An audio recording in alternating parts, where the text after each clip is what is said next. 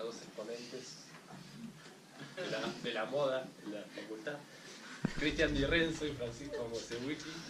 La experiencia patriótica en el clima nacional bélico, jóvenes conscriptos en 3 espacios de movilización militar, 1970, 1975 y 1979. Así que tienen 15 minutos. Gracias, Mateico. Este trabajo se presenta, al igual que el de Maylen, como uno de los primeros puntapiés del nuevo proyecto que tiene nuestro grupo de investigación con la doctora Bartolucci y la doctora Favero, en el cual buscamos contrastar las ideas de patriotismo y nacionalismo que imperaron desde fines, mediados y fines de la década del 60. Nosotros acá, por los objetos de investigación míos y de Cristian, nos extendimos hasta el operativo Soberanía, el cual Cristian después les va a comentar.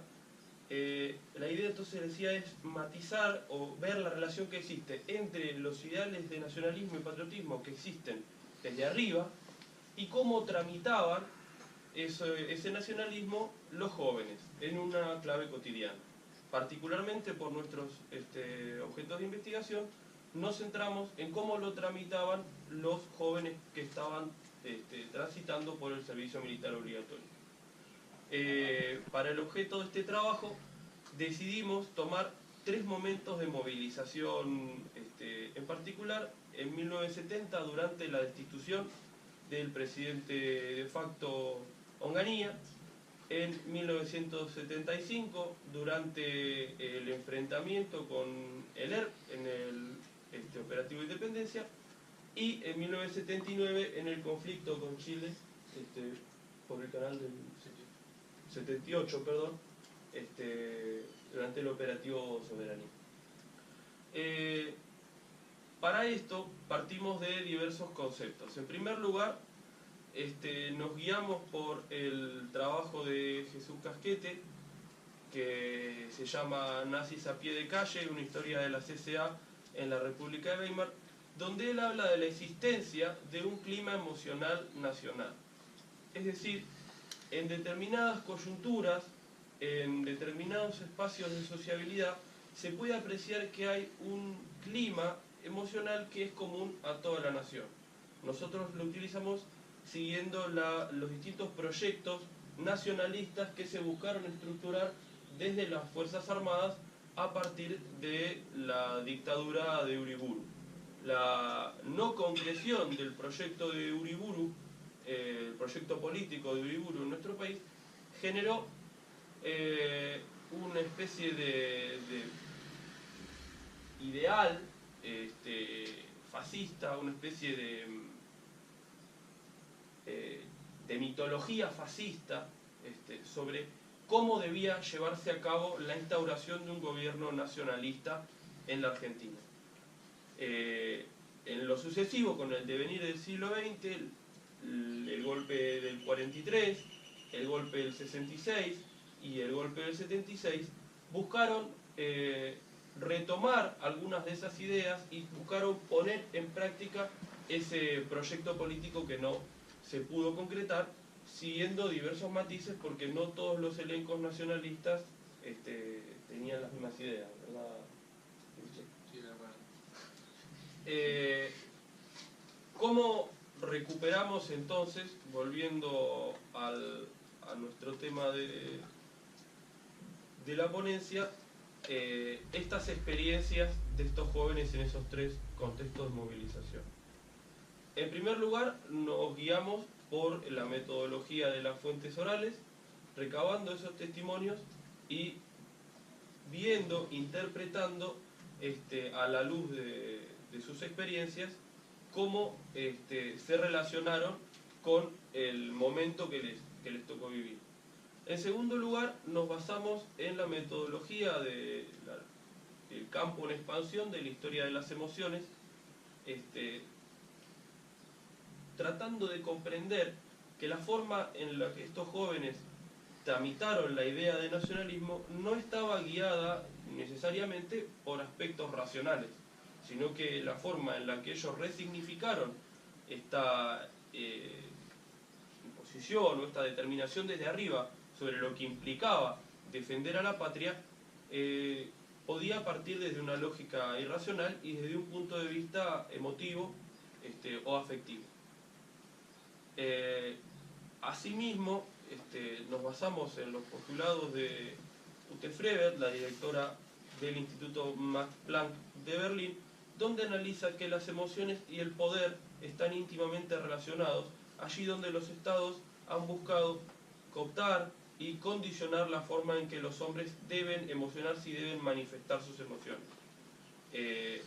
Para el contexto del servicio militar obligatorio es muy paradigmático, porque al ser una instrucción militar, al ser un contexto marcial, tiene sentido relacionar las emociones y las experiencias de estos jóvenes con la coerción impuesta desde las Fuerzas Armadas.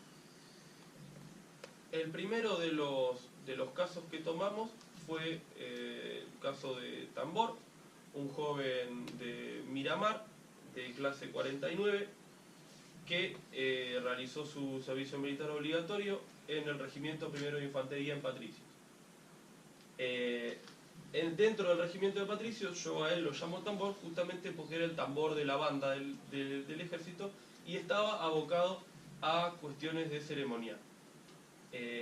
Ahora, en ese ceremonial él estaba más acostumbrado a utilizar un tambor que un arma, con lo cual la forma en la que él terminó entendiendo o resignificando lo que para él significaba defender a la patria era justamente representar los valores de federalismo y los valores tradicionales que la patria a él le significaba a través de ser tambor de Tacuarí. Para él, retomar la idea del ideal del tambor de Tacuarí era defender a la patria y no justamente lo que tuvo que pasar de dejar el tambor, tomar una pistola y movilizarse al edificio del comando en jefe cuando Lanusse ordenó la renuncia de Onganía como presidente de la nación. El hecho de tener que dejar su instrumento, tomar un arma, que para él además era algo cotidiano, porque fuera del servicio militar obligatorio concurría cotidianamente a practicar tiro y lo llevaba a su padre, con lo cual para él lo que salía de lo cotidiano era el tambor y no la pistola. Fue algo disruptivo, fue algo que lo conmocionó, porque además de esto, si se producía el enfrentamiento, si el regimiento de granaderos salía a defender a la investidura presidencial, él iba a tener que enfrentarse a la posibilidad de disparar contra otros jóvenes, que además algunos eran vecinos suyos de la localidad de Miramar. Con lo cual, eso para él no era defender a la patria, y sí lo era ser el ideal, ser la representatividad de los valores tradicionales manifestados en el ceremonial, en el tambor. En segundo caso, tomamos el testimonio de otro joven, de Radar, que realizó el servicio militar en la base de infantería, de artillería, perdón, de acá de Mar del Plata, en el 75, y que tuvo que ser movilizado a Tucumán en el marco del operativo Independencia.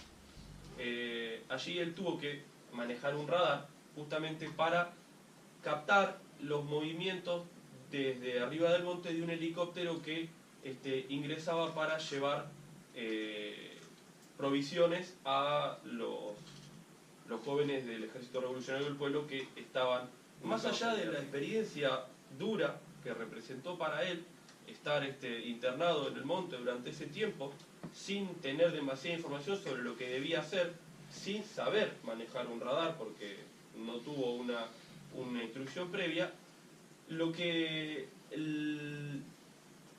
la forma en la que él tuvo de resignificar su transición por el servicio militar obligatorio fue la falta de pedagogía que vio en sus instructores. Para él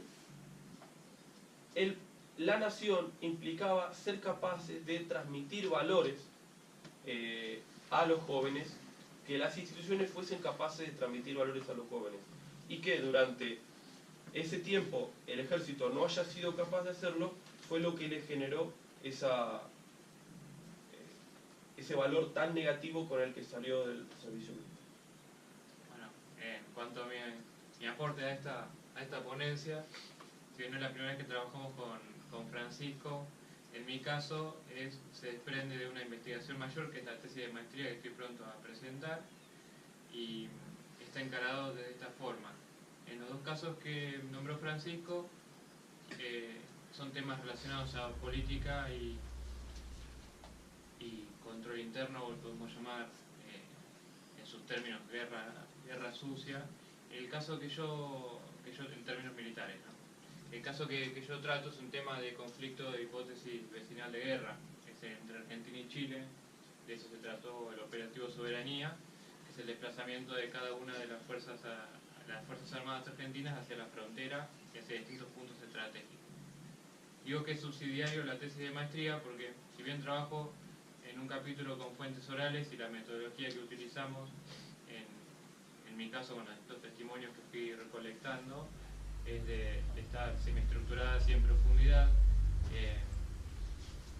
puedo recolectar algunos datos que escasean en las fuentes oficiales en este tipo de movilizaciones militares. El caso que tomamos en particular para esta ponencia es de un Concristo Casi 53, que al estar cercano a mi familia, precisamente mi padre, lo puedo entrevistar de distintas maneras y distintos tiempos. Entonces pude recobrar un diálogo interesante, un testimonio que me permite encontrar un hilo conductor desde que es reclutado hasta lo que fue la vuelta a su casa. Encontramos puntos en común en esta ponencia a través del enfoque de la historia de las emociones, como bien dijo Francisco, que es un enfoque novedoso, que es un campo en expansión y que en Argentina no hay muchas investigaciones al respecto. Encontramos justamente una diferencia entre lo que se espera entre el soldado preparado para ir al frente de batalla desde el punto de vista militar, con una lógica racional, y cómo ese sujeto percibe a través de sus emociones la situación de tener que enfrentarse de manera armada frente a un par que le es similar, y a su vez la imagen que se le crea del otro es de alteridad, ¿no? En la lógica de ego y alter ego, amigo y enemigo. Cómo se procesan esos procesos dentro de cada individuo, y la dicotomía existente a la hora de movilizarse, creo que es el punto que nos unió al tener distintos objetos de estudio, armar una ponencia en conjunto. Creo que bueno, es un trabajo para seguir adelante, pero bueno, que abre un nuevo campo de investigación, trabajando, bueno, en este caso es una investigación subsidiaria de las principales que tenemos, pero que puede dar réditos a futuro. Sí, para cerrar, permiso, disculpe, doctor. Leo la última parte de la conclusión para otorgarle un cierre. La importancia, como decía Cristian, de reconstruir esta trayectoria radica en que cada joven concurrió al servicio militar portando nociones y preconceptos de lo que significaría el paso por la institución y de la relación que esa experiencia tenía o no con la idea de defender a la patria. En estos casos particulares, estos jóvenes debieron participar de movilizaciones que los llevaron a situaciones límite. Sus representaciones debieron ser puestas en juego al calor de una movilización armada.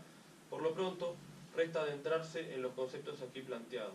El trabajo busca comenzar a matizar los puntos de vista sobre la forma en que estos jóvenes conscriptos concebían los procesos en los que debieron participar. Su rol en ellos no siempre era de conformidad. Como se pudo apreciar, ninguno de los tres se adecuaba a la imagen del soldado ideal. Sin embargo, todos tenían en claro qué implicaba sacrificarse por una idea de nacionalidad y por qué razones no valía la pena hacerlo. si bien estos relatos no abonan directamente a la historia de la radicalización política en un sentido macro, sí se unen y se entrelazan en lo que fue el clima emocional nacional de fines del siglo XX en nuestro país.